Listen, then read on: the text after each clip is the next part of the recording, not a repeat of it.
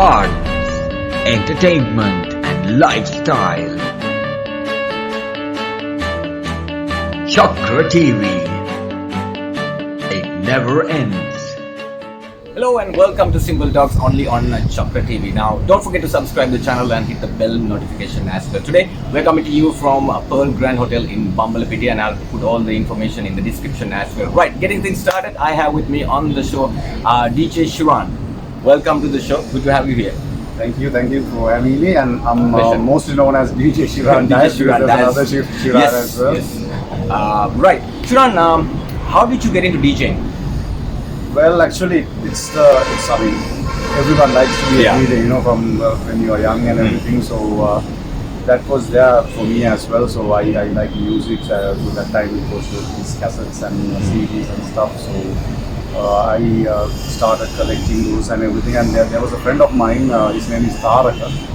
He was those days it was known as this pick was known as vibration.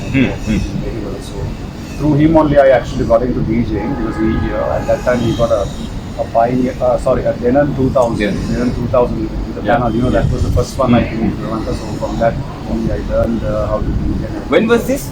This was somewhere around 1998. Okay. When I was just out of school. Actually, I did my A-levels in '97. So around that time. So more than 2 decades in the trade. Okay. Now, Shiran, you're basically more known in the mobile entertainment industry, especially weddings and house parties. Was there any reason why you exactly wanted to, restrict yourself into mobile DJing?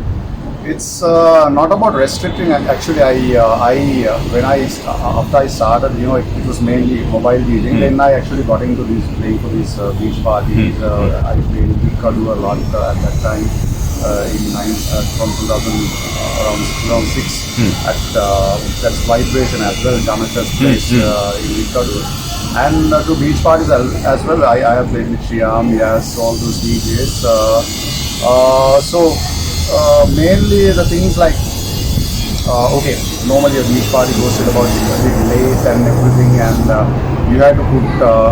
It's an art as well. Even though the style is, everyone thinks that playing EDM is easy, because EDM and everything, but it's an art. Playing for an hour, 2, 3, it's like that. That's an art. But actually, later on, I realized. At that time, the beach party singing was not that big like then.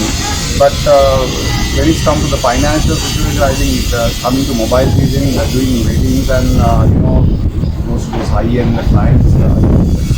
More important is I have to stabilize my income in that way. So that is why mainly I became a mobile DJ. So you are a full-time DJ? Yeah, of course. I did partially a job like around in 2000, early 2000s, and that is not only for an year. That's all I did.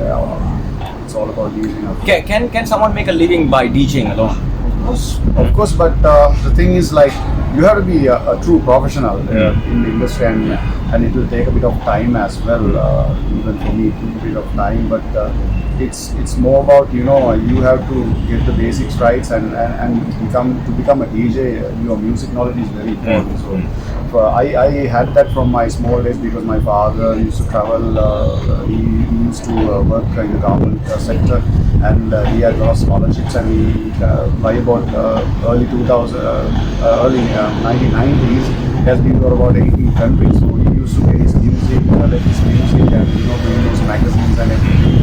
So from those I learned a lot about music, not about reading or anything, but I learned a lot about music, from 70s, 80s, the superstars at that time, ABBA. My father's and my parents' favorites were ABBA and Monium. So disco, disco music. So I used to listen to those music and everything. So through that, I developed knowledge about music, and so it expanded when I was schooling in the 90s, this reggae stuff of Marley and everything. Let's mention your school as well. I actually went to Mahanama, Colombo 3, close by. Actually, it's obvious, like in the 90s was one of the best eras that we had like when it comes to music. So I was a music lover, you know, Yeah. from the heart. So those days, I mean, it was not easy like these days. Yeah, I mean, yeah. now just if you listen to a song that you like, I mean, 5 minutes you can have the song.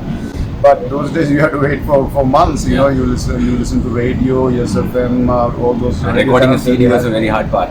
Yeah, of course, and we had to wait till we get the right amount of songs, you know, to fit into a CD. that was the main thing at that time. So sometimes we waited for months. Yeah, you know? of course. Now, how did you become inspired? Like, was there any inspiration from international DJs that you want to follow?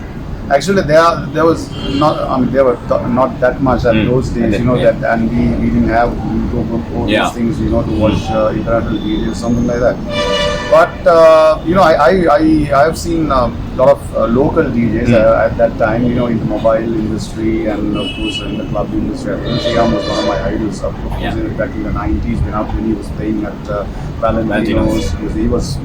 I mean, people only know him as EDM DJ, but he was a superb hip hop and R&B DJ at that time, you know, on vinyls as well. So there were some DJs like that I used to watch, and I learned from them. In the mobile industry also, like Moshan,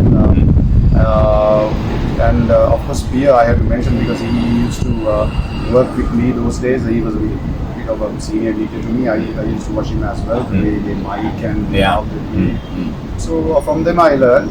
And it came naturally, you know, because of the love for the music and you know, and mostly like I had to say this as well. I mean, to become a mobile DJ and everything, I mean, you have to master the basics. The basics. I mean, most of the DJs who comes to the field right now, what they are trying to, you know, do the most advanced things at first, and you know, go for these.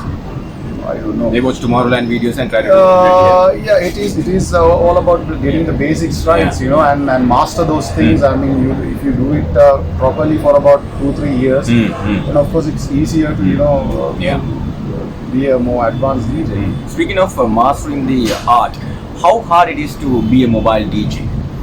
Well, it's the hardest part is like it's not like playing for, you know, like if you're playing for a you know, for a beach party, say for a EDM festival or something like that, or for a club that goes with one team or something like that, and you know what kind of music you have to play for that, something like that. But being a mobile DJ, it's a bit hard because every day you get different crowds, different variety, and you have that is why the knowledge of music is very important, you know, like the other thing is you have to adopt very quick.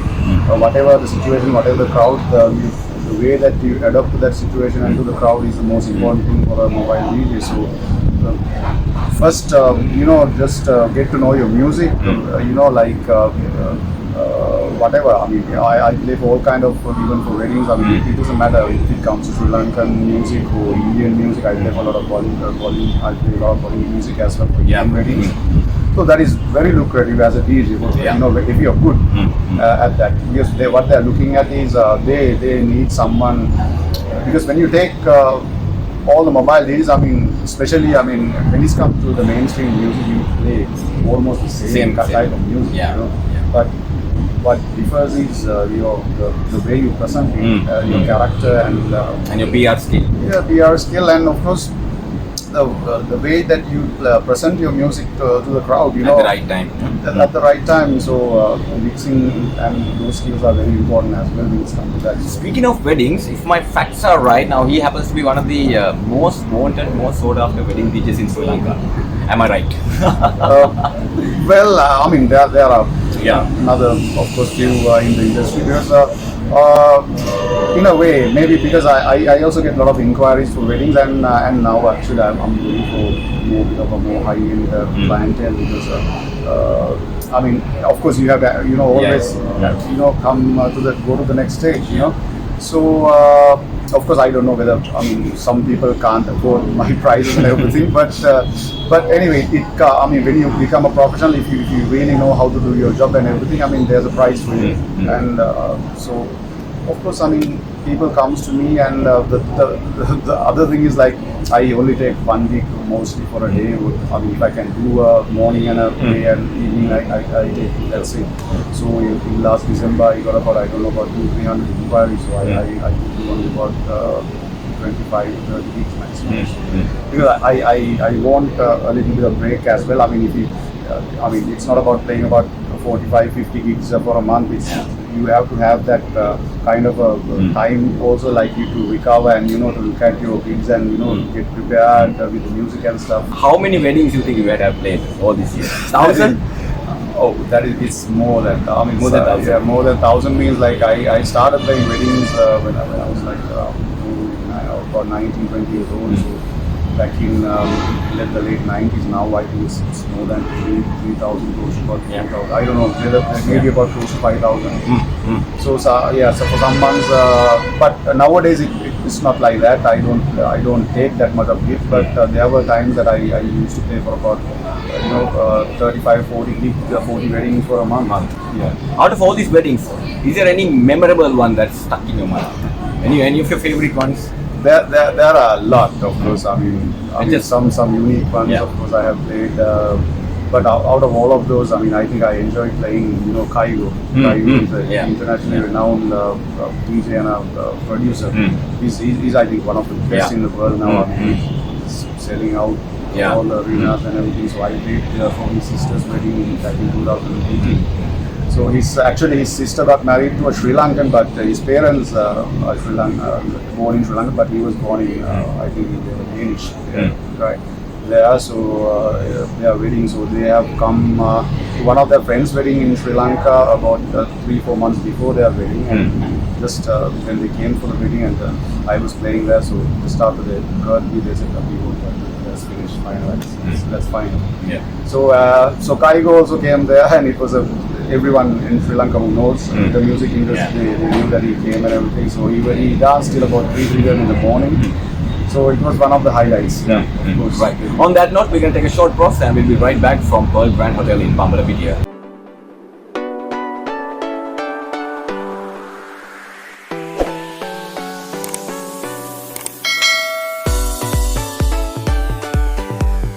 Welcome back to the show. This is Simple Talks only on ChaKra TV, and as we continue our chat with DJ Shiran. Shiran, you were part of the Aragale as well. We remember you played a major big role in the Aragale season, let's say that. What was your involvement with the Aragale? Well, actually, I'm 44 years old now, so I think I have seen enough, and I'm always reading about this political situation in the country and how it goes and everything. Like when I got my the voting, so I first voted about 2-3 times, then I stopped voting for about for 7-8 years, and I thought what's the point of wasting my time voting and this politics. Another disappointed citizen. Yeah. So then I stayed like that for about a few years. Few means about 6-7-8 years. Like without even getting involved with anything in politics, because I really hated it. So then suddenly I realized, if I stay out of this, somehow we have to face all these problems. Someone's gonna get these people to power. So we have to get involved in some way to these things. So that's what this country is a beautiful country. As a DJ, that's what I have done. I have been here and there, and I spoke to a lot of people, especially for a lot of foreigners, even my clients, from Europe, India, Australia, USA. The people who have visited for the first time in Sri Lanka, what they say is, this is a beautiful country ruined by politicians. What are you people doing? This is your country. Come on, just do something about this. Save your country from these people. So I also really thought. I don't have that much of a following or that much, but anyway, I thought somehow. Whatever way that I can, I should do my part. Just educate people. Just to be more conscious when you selecting your people to the parliament and people who are gonna rule this country. Vote wisely. Yeah. That is I think that is the only thing, because we can't force anyone to force just vote for this one, with that one. But at least be conscious. Be conscious. Yeah. Now since the Aragale is over now, the Aragale is still there in our hearts, but the Goldface Aragale is over now. So are you happy with the result that we got from the Aragale? Well, actually, I mean, it's not the result that we all wanted, but anyway, that it showed the people that we can do something. People's power. People's power. That is the most important thing. I mean, most of us, our industry, everyone got involved in that. I mean, from their heart. I mean, not to get someone into power or anything like that, but the true, I mean, the thing about changing this country, what they had, I mean, for years and years. So we, from this, I think, even though it's over now it will always come back to people when these rulers, they are going out of the way, that we can change this. We can somehow, so that is, I think, that is the best thing that happened to this country. It woke people up. So they can't do what they've been doing for all these years. So they have to be conscious as well now.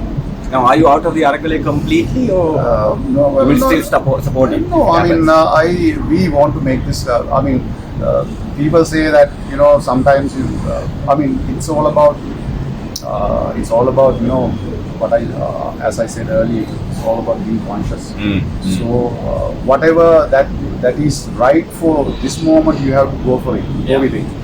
If not, if we think about another 5-10 years, okay, we are going to get these new people, do this and that, but it's not that. I mean, right now, you should be knowing I'm supporting NPP. That is because they are the only party in the ground level who can really change this, in a way, and they have that kind of people around them, because I know that personally, and even a lot of people, a lot of veterans who are the artists who are really with the people, they are with them because they know that it's not about people or personalities, it's about a system that we need. So I think for the next 5 years, what we need is a party with a ground level support from the ground level, who knows the Sri Lankan politics, who have done the Sri Lankan politics, who have been in this, to come up and at least change the system. Then the new people, I mean, to create a platform for them as well. Then of course they can come and try to change this country somehow. Now, Shiran, as we are on the topic of political situation in the country now, we remember what happened back in 2019, Easter attacks, and then the COVID pandemic. Now the Aragale, all of these incidents, the entertainment industry has got affected. So now, whenever something happens in the political arena, the first thing that gets affected is the entertainment, because people don't go out. So how did you keep yourself motivated during those crisis period? I think that's very important that I should share this with my fellow, because I know how a lot of DJs and people who are involved in entertainment industry went down. So when actually, I mean, I'm someone who has completely changed, during the lockdown period, because I was not even looked like this. We'll get into that in a bit. Okay. Because like before that, I mean, mostly like almost every day I had work, and we go out, and it was always partying and being people and like that. So actually, one of my friends who's a doctor in UK, he called me and he said that just even before COVID came to Sri Lanka, long before that, but it was a thing in Southeast Asia, and he said, "Masan, this is going to come to even to Sri Lanka, not to even to Sri Lanka, to the whole world, and this will stay at least for about 2 years. So you have to make up your mind. It won't be the same for you. You will lose work. You will have to stay at home for a long periods of time. So you have to, change some things about your life. Prepare your mind for it." So actually, yoga, meditation, those things were actually like I love those things, because my background was Buddhist, Buddhist background, my father, mother. So I don't like the Buddhist. Practicing Buddhist. I'm a practicing Buddhist. I like the philosophy of Buddha, the real truth. Not the religion that they are in temple. I normally don't go to temples at all. I am someone who practices Buddhism, so those things were I like those things a lot. So with the lockdown, I had the time. So I started doing yoga, meditation, and everything. It's about more trying. I mean, meditation is all about being more conscious. Understanding yourself, understanding myself, and be in the present moment. Because I mean, the present moment is only reality. All the other stuff are in your mind. The history, the future, the past, and everything. That is something in your mind, but the present moment is the only thing. So I think it's important that you. I'm not saying that this is that everyone should do that or this, but be more conscious about your life. Take some time for yourself. Yeah, of course, because this is a profession that you sometimes lose. Through the process. Like when you go to these parties and all these happenings and you see people and everything and all this fun stuff that you realize that part of you start forgetting that part of your life. So I think it's more important that you do that as well. Like then you can keep it more balanced. So So how long you been doing yoga now? Yoga, I have been doing here and there little by little, but I didn't have that time. Yoga is a lifestyle. So now actually I started from the start of the lockdown. That is April of 2020, right? Right. From that time, so I had you have months of free time. So I did, and I should say this also like Sadguru. I'm listening to him a lot because he is a living enlightened person. He's like a living Buddha to me because I listen to a lot of his talks and his conversations and everything, and he makes a lot of sense. So actually he's someone that will totally change my life in that way. So is yoga in your daily routine? Yeah, of course. Today also I did. I don't miss it for anything. At least I will do it even for half an hour for a day. And I have a practice that I do. It's something that I got initiated from this. I did this inner engineering.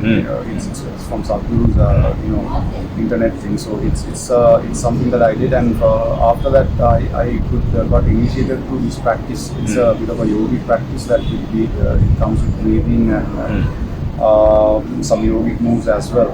So I do that practice for about 2.5 years every day without missing. Has that helped you in your personal life?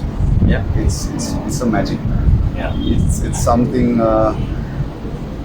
I don't know. It's you just can't explain. It's like it's a beyond words. It's only a 20-minute practice. It's such a simple practice, but if you commit to it and if you do it without missing it, and at least about 4-5 times a week, you will definitely see results. But to get initiated to that, you have to do inner engineering because that creates the background. Because normally what they say is, I'm sorry to go to this. No, that's fine. This far on this because like in yogic culture, to get initiated to a practice like this, you have to be with a guru for about 12 years. So then after you got the right mindset, only they get you initiated to a practice like that. So, are you ever going to give up teaching? Well, I'm asking this because I saw this post couple of months back, I think, if I remember right. You put this post that you're going to stop, not exactly stopping teaching, but you're going to stop taking inquiries. Well, it's like this. It's not about I thought, but I thought everything should come to an end at some point. You know? And I've been a DJ for about 24 years as a professional as well. So I have seen everything, and I'm. It's not about I am fed up of DJing or anything like that, but I'm taking a break. Not taking a break, because I'm thinking of moving to the next stage of my life. Maybe yoga, meditation. Maybe I also like to take more time out and study it, because now it has touched my soul. This yoga and meditation thing, because I have gone to a bit more deep, with those stuff. So I like to explore more on that. But I don't think I will ever give up DJing as many years I can. I will definitely do it, and all my clients and everyone knows, and don't even think about it. You have about another 10-15 years. I don't know whether I have 10-15 years, but maybe another 6-7 years. Of course, definitely I will be an active DJ. anyway I'll be somehow involved in the industry, you know. With all your experience, more than 2 decades in the entertainment industry, give us some tips for the upcoming DJs. Well, I mean, the most important thing is be unique. I mean, of course, you have to just see someone and learn from them, and that is of course there. You have to, of course, try. I mean, not follow, but you have to look up to someone. Yeah. To some few of them at least. But try to be unique. Try to build your personality. That is very important. Not even only as a mobile, as a DJ. It's how you present yourself. How you, when you go to the console, that people just, even though like they just look at you and they realize there's a presence. This guy has a presence. That should be there for a DJ. Even from the day, dress. Yeah, because I'm not boasting or anything, but sometimes like when after few DJs play, when I go to the console, and I mean I don't do a lot differently, but there are subtle ways that I do things differently. So everyone, what they say is like we can feel the presence, when you're there. I mean, it's not like the others. I don't know what is that. So I also really don't know what is that, but the next thing is commit to yourself, because if you're doing something you love, you have to give your 100% to that. It's if you don't, I mean, we all have. I mean, I have become, and I think almost everyone in the industry, they have become DJs because of the passion. Yeah. So if you can't give 100% your full, whatever you got to it, that means that you don't love it. Yeah. So that is the most important thing. Give your 100%. Be unique and be humble as well. Always keep an open mind and try to learn from anyone, even a junior. Even someone is a lot more junior to you. Just even if there's something to learn from them, learn. And be humble as well, and at the same time maintain that personality as well. So it's being mix of both. Mix, of course. So be humble as much as you can. With that words of wisdom, final question: we have election coming up. Any again words of wisdom to anybody who's watching? Vote wisely. That's all that I have to say. I mean, we all have. I mean, I'm not talking to it. Very young people, who doesn't have any idea about the politics. But if you have even a little bit of experience in this country, if you like just use your mind, vote wisely, vote consciously, look at everyone, and try to make the best decision at that time. What is the best decision? I mean, don't think about 10-15 years. That is what you have to do the right thing at this moment, because this moment is only reality. If you don't do the right thing at this moment, the next moment won't be good. Do the right thing. So are you going to vote this time? Of course, definitely. I mean, don't waste your vote. I mean, it's very important, because if you don't vote, someone else's karma will come to you. I mean, we have to get involved in some way to just at least change this country, and whatever that we can. So that is very important that we realize. I mean, that is the part of democracy as well. The voting is very important. I'm saying this because I haven't voted for many years, thinking that I'm just wasting my time voting for this. But you should get involved. That's why I think most of these artists who are very popular in the country also are putting their reputation at risk. They are coming forward and educating people, because you should change this now. I mean, otherwise there won't be another chance. Of course. So please vote. He's going to vote, and vote wisely. Now with that, we're going to wrap things up. Now before I let you go, if anybody wants to hire you for a booking, Shiran, shall I mention your phone number in the video? Yeah, sure. Yeah? Of course. Okay, fine. The only thing is, like, I don't know whether I'll be free or something like that, but of course they can text me, WhatsApp me. And don't forget to follow him on his Facebook handles as well. So we shall talk to you again soon. Until then, you have yourself a good one. Thank you so much, Shiran, for being on the show. Thank you.